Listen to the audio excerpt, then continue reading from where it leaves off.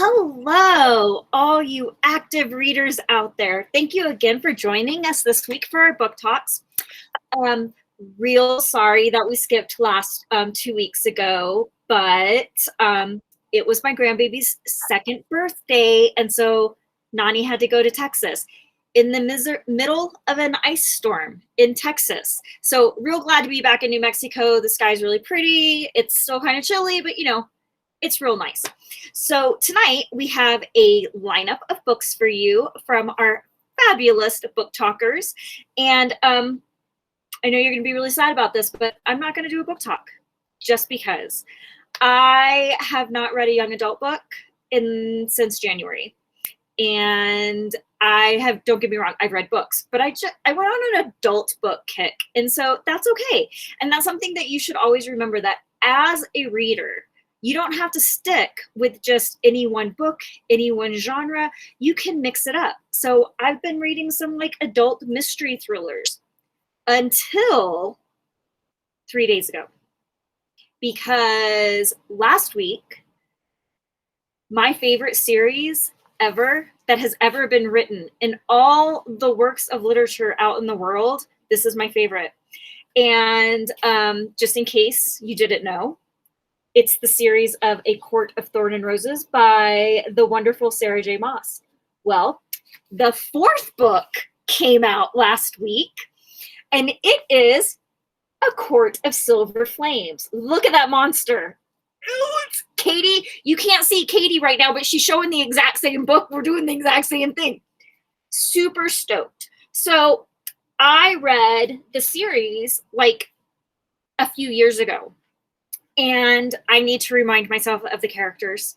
And I'm all for a reread. So I read A Court of Thorn and Roses, but I know people have talked about it on here, so you're probably tired of it, even though it's the best book I've ever read, the whole series. And so, anyway, so I wanted to talk about that. But I also wanted to point out that because the new book has a different type of cover as the rest, I rebought the series. So I'm now going to have a matching set, so they're pretty.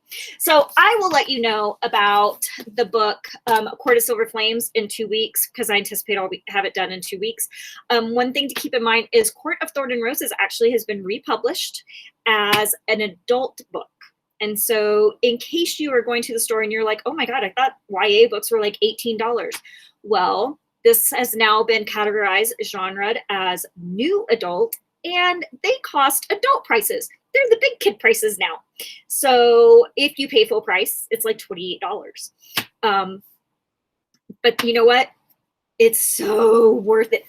I even bought them all on Kindle too, so I have those because they were only $3. So anyway, I have lots of copies of this series now. So in 2 weeks, I will totally tell you about this, tell you how I like Nesta and Cassian, might be my new favorite couple. And I'm going to tell you also about the new book that just came out on Tuesday, The Initial Insult. And this is a mystery thriller by Mindy McGinnis, which I'm not really sure if she's related to Karen McGinnis, who wrote the One of Us is Lying and so forth. So I'll have to find out and let you know. But it is a mystery, and it it's a duology. So the next book isn't out obviously yet. This just came out Tuesday. But she takes the story of the cast of Amontillado. Did I say it right?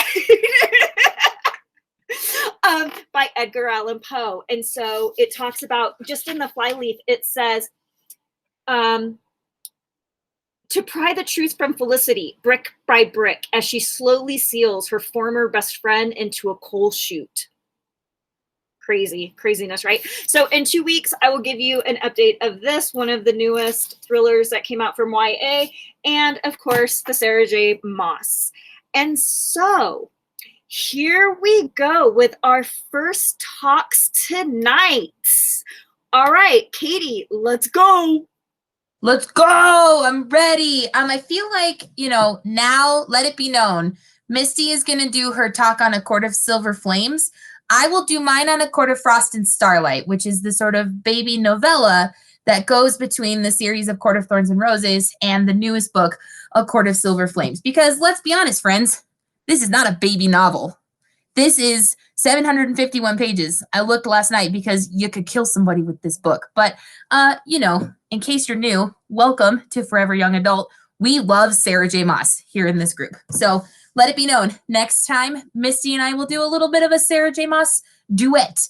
But that's not what I'm doing tonight. I'm going to do a similar series, but a little bit of a different series. When you're at Barnes & Noble or you're shopping on Amazon and you just scroll through the recommended books for you and you see one that says, damn, that cover is so beautiful, I'm going to buy it. That's this one for me today, friends. This is book 1 of a series called Daughter of Smoke and Bone by Laini Taylor. We have read some other Laini Taylor books in our book club. Strange the Dreamer. And its sequel, Muse of Nightmares. My friend Amanda, many, many moons ago, talked about Strange the Dreamer, and you should jump back to our videos and check it out. But Daughter of Smoke and Bone is a fantasy love story about a young girl named Karu. She's in the Czech Republic, in Prague. She goes to art school. She's got beautiful, beautiful, hot blue hair that grows naturally out of her head. She's an art student, and she is the sort of ward of a creature called Brimstone. And Brimstone always sends her out to find teeth from things. We don't know why. We don't know what happened to Karu's original family. She just goes on missions all over the world with looking for teeth from Brimstone. So mysterious handprints start showing up on doors of the places Karu goes to look for teeth for Brimstone. And then a mysterious handprint shows up on the door of Brimstone's shop, killing everybody inside. So Karu goes on a mission trying to figure out where her family went, what happened, why are they gone, and she encounters a seraphim, the angel character in this universe called Akiva. Akiva is mysteriously drawn to Karu and cannot get her out of his head. He's like, boom, instant fall in love at first sight. So together, they set out on this adventure, sort of forming a tenuous truce between them, then their two races, to figure out what happened to her family and why Karu has no idea what her family history is. So fantastic. It gives me a little bit of Romeo and Juliet vibes, minus the warring political climate and the people that met, loved, got married, and killed themselves within a week. But it gives me star-crossed lovers kind of vibes. So if you like a world that's got some fantasy, some angels, some chimera, that's the other sort of race of creatures that's in here, some mystery, some intrigue, Daughter of Smoke and Bone is your go-to novel. This is the first one in a trilogy. I ordered the second one and third one, and we'll be book talking them later. The second one is called Days of Blood and Starlight, and the last one is called Dreams of Gods and Monsters. So stay tuned for those. But I'd say probably 4 out of 5. Also, send me a message if you want to learn how to save a book from soaking water, because one night I went to pick this book up, soaking wet at the end of the pages. So if you want to know, send me a message, leave us a comment. I will be happy to tell you how I saved this novel from a soaking wet pile of water on my end table for some mysterious reason. So, Daughter of Smoke and Bone, 4 out of 5. Steve, you're next. Hello, everybody. It's been a while, but we're glad to be back to give you some book talks on some we think are great books and hopefully give you some more suggestions. My first book for tonight is realistic fiction. As you probably know, one of my favorite genres for young adult literature, He Must Like You by Danielle Young Ullman. I bought this book merely a little bit about the author, don't know anything about her, but when I read about her, she seems like an interesting lady with a cool background, also some theater in her background, and just interesting. I bought this book because of the cover and because of the little blurbs that are on the back of the book, particularly the one by Jeff Zentner, because I've read a couple of his books, absolutely loved them. And if he says this is a good book, I didn't even need to read anything else about it. I was like, okay, I'm going to buy this book. And it addresses a serious issue. I think it does it with grace. And I usually like books that have some kind of important social issue addressed in it as well. So what's it about? Without giving too much away, we got our protagonist, Libby, a high school senior. She's got to save money for college. Her dad has decided to rent out her room as a B&B, and kind of drops the bomb on her. And she's like, by June, she has to move out of her house. So she lives in a small town, and the only job that she can get is as a waitress at the local diner. And there's this guy, Perry Ackerman. He's the town's industry hero. He's kind of saved this town and revitalized this economy. However, he's a little infamous for the way he treats other people, especially the way he treats women. And he's kind of he's a regular patron of the Goat. That's the name of the restaurant that Libby gets a job at. It's called the Goat because everything's goat themed. And the opening scene in this book will give you chills. It is the scene where Libby is on her shift and the harassment incident occurs. Then it goes back and goes through everything like leading up to that, and then how she, has to overcome this whole journey.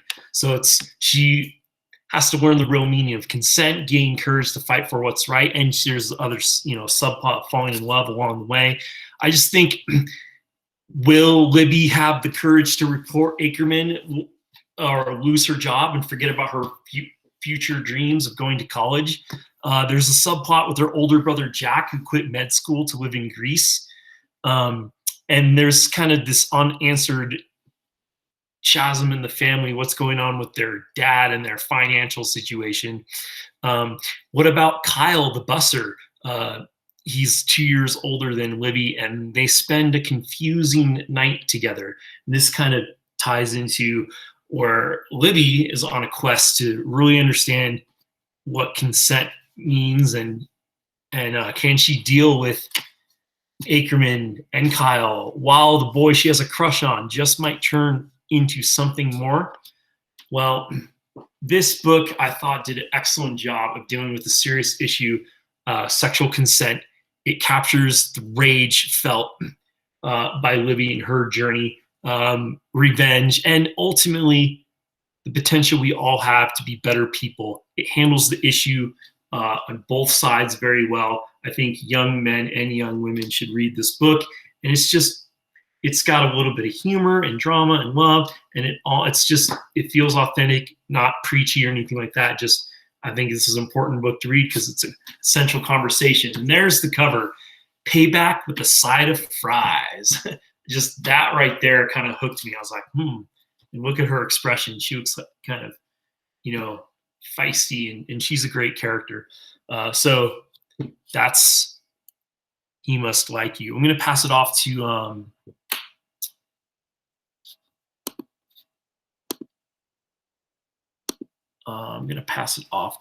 Adrian. Thank you.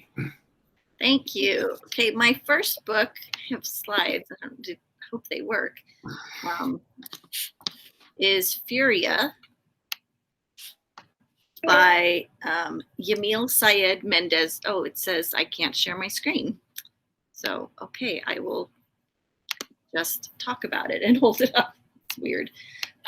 So it is Furia, and it's set in Rosario, Argentina, in the current day. The main character is a girl named Camila Hassan, who's also known as La Furia. She's 17 years old. She lives quietly at home in the shadow of her brother, who's a rising soccer star.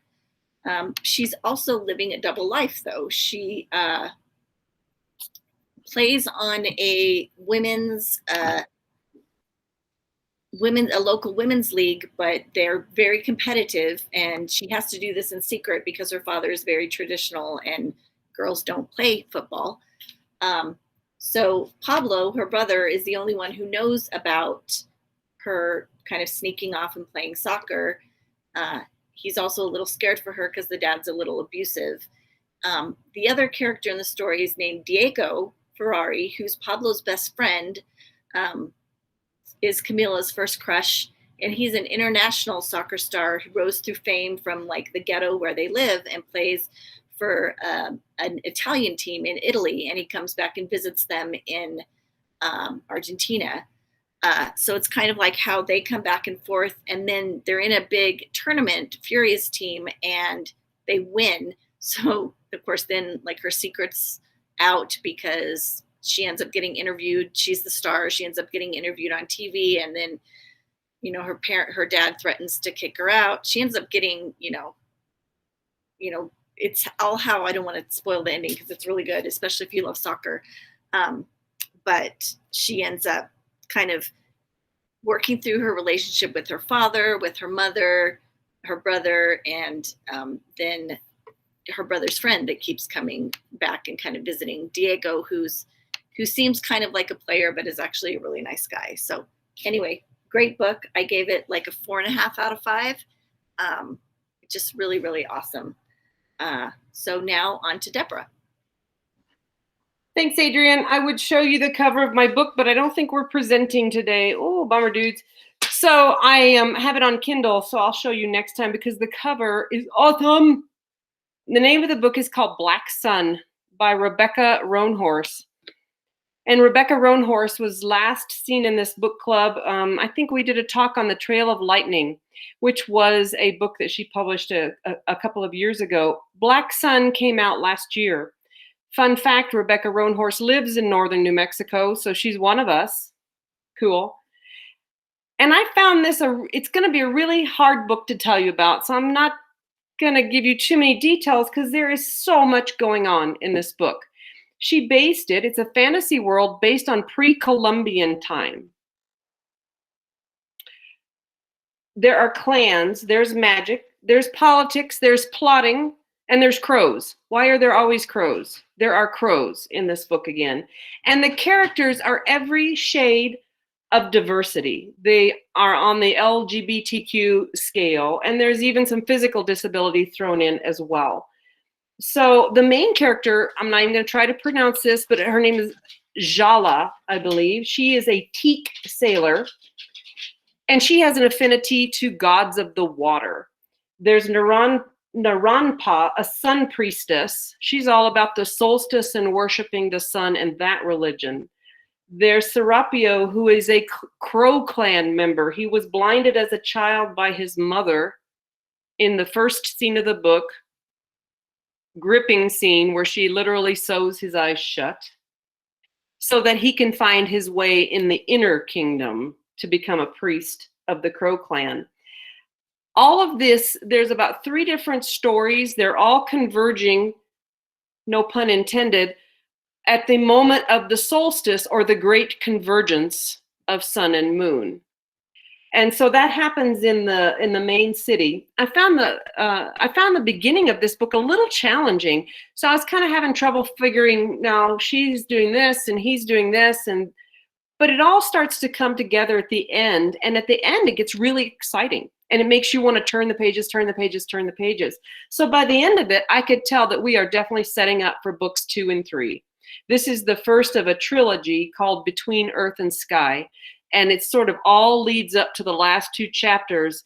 Things start to come together and you're like, no, wait, I just got into it. Don't stop now. But it stops until the next book. So hats off to Roanhorse. She created a world that has elements that I have not seen before in fantasy novels, especially all of those different pre-Columbian type of religious groups coming together. And I gave it about 4.5 stars, which is pretty high for me. So I look forward to books 2 and 3. Not sure when they're going to come out, but we will see it, I'm sure, in this group. So that's Black Sun by Rebecca Roanhorse. And we're going back to Adrian. Okay, I don't know if we fixed the presentation thing or not, but my second book is called Rebel Girls, and it's by Elizabeth Keenan. And it's set, I have all my notes on my slide. It is set in 1992 in Baton Rouge, Louisiana. And very, very conservative. The main character is named Athena Graves. And she goes to a very strict Catholic high school, and she's one of a very few pro-choice students at her high school, and she's not allowed to talk about it. They get in trouble if they even suggest that they're pro-choice. She's a sophomore. She has a younger sister named Helen, who is the president of the school's pro-life club. So there's a little bit of a conflict between the two of them. And her sister, someone starts a rumor that her sister had an abortion over the summer. So it's kind of how they deal with this fallout, and she's been threatened to be kicked out of school. And the funny thing is that her parents are divorced, and so she wasn't even in Baton Rouge when they said, you know, the one girl, the mean girl, said she saw her coming out of this clinic. They were in, I think her mom lives in Idaho or something like that. She's a college professor. Then the other two characters are Melissa and Sean, Athena's two and only best friend. She's kind of a loner. And then Leah Sullivan, who's the mean girl who starts all these rumors, who happens to be Sean's girlfriend. So it's the kind of a convoluted plot of the one who starts the rumor is, you know, her best friend's since childhood's friend. But it's kind of how the girls it reminded me a lot of Moxie in that the girls in the school kind of band together to stop the rumors. And, you know, eventually it comes out who the rumor was actually about.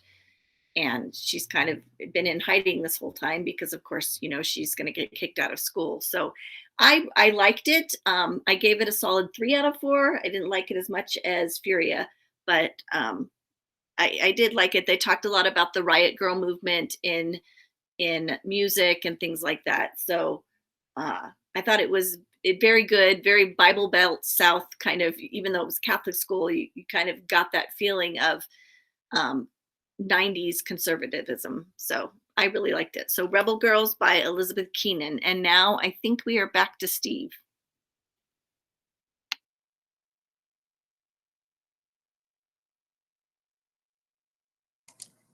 Steve, you want to swap? Because I'm closing out tonight. Sure, works for me.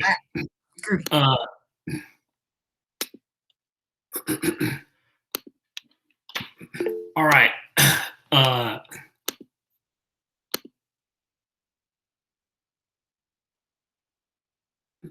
Trying to see if the presenting works.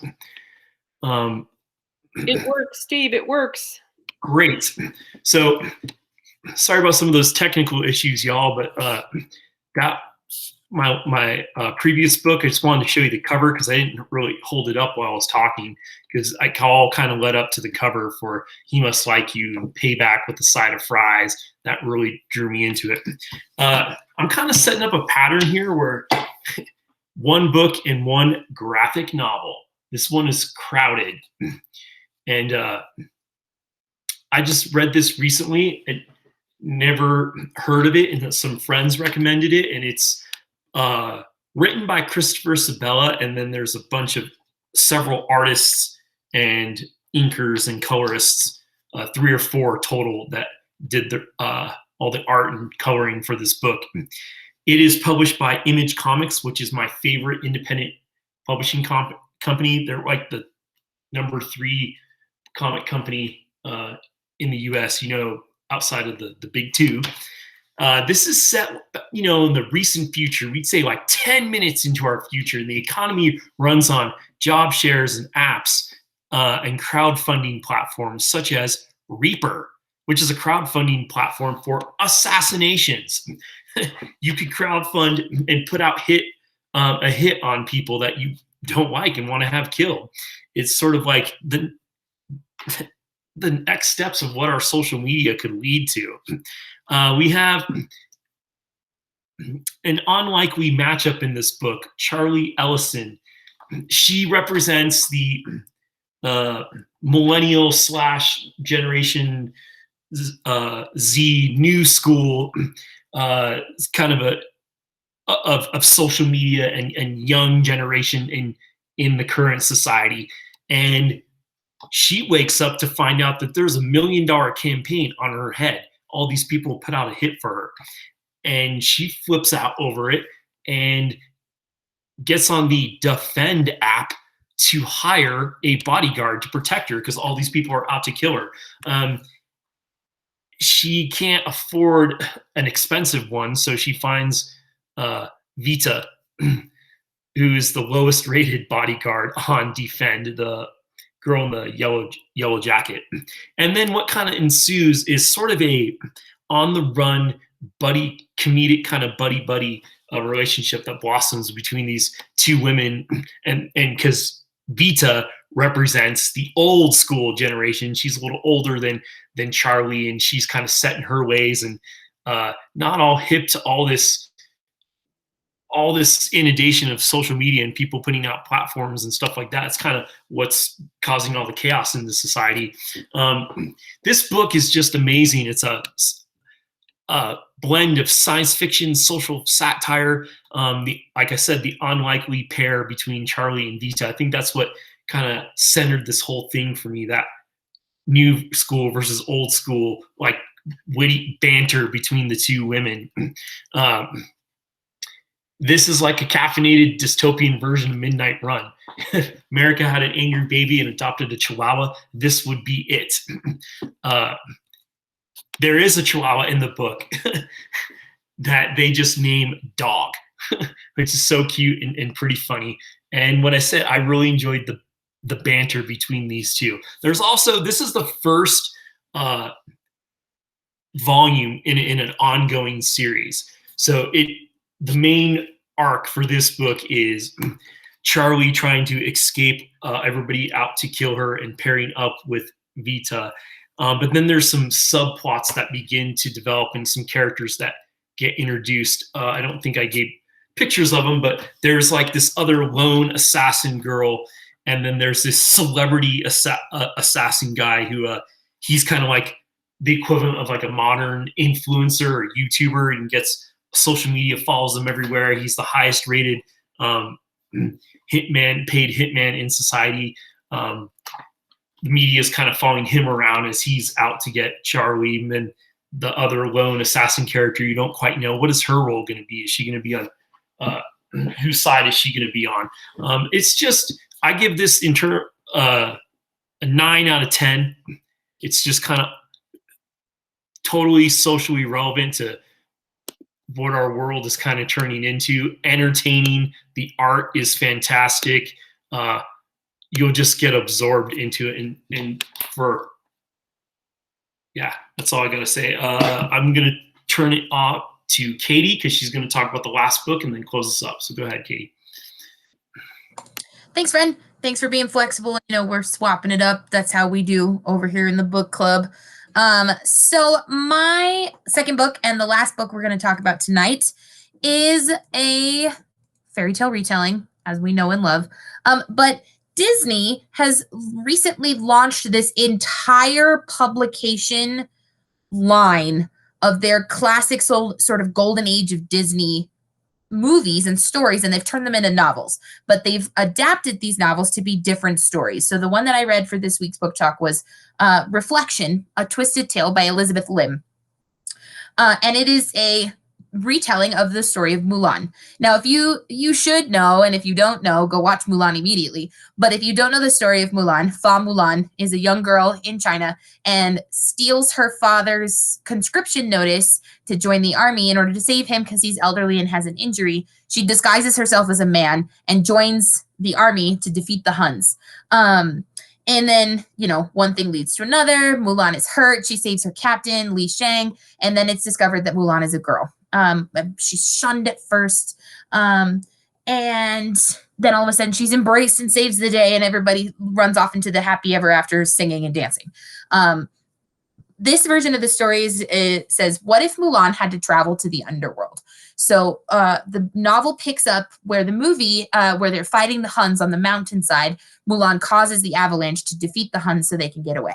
But in that fight, in the novel, Captain Li Shang is injured. Gravely injured, big slash to the abdomen. He's probably not going to make it, but Mulan has a bit of a crush on him, but is also they're good friends. They're tight, and so she finds a way to get to the underworld, to go on a journey to save Shang from dying and becoming a part of the underworld. So along the way, they meet the guardian for the Lee family, Shishi.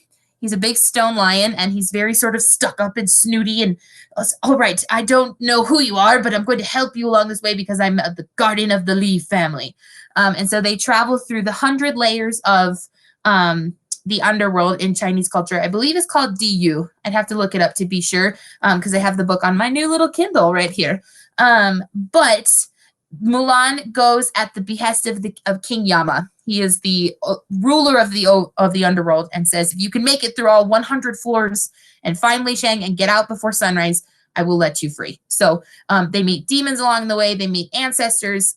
They're very respectful towards their ancestors, even though they're still lying to them about Mulan's gender identity. And relationships are tested. Battles are fought. There's magic. There's anger. There's love. There's romance. You can probably figure out that the day has been saved. But it was a really cool retelling of a story I was already really familiar with. Mulan, I don't remember when Mulan the movie came out, but I remember I was still in an age to appreciate and love and be a little bit obsessed with Mulan. Probably in no small part because she's such a badass female. And again, if you're new, welcome to Forever Young Adult. My name is Katie, and I am obsessed with badass females. So this was a good retelling. The voice is a little young, so it was a really quick read. I'd give it a 3.5 out of 5. But like I said, Disney has launched this massive publication line of all of their classic Disney stories. Any Disney character you can think of, they've probably got an adapted version of this. The sneak preview at the end of Reflection was one for Alice in Wonderland.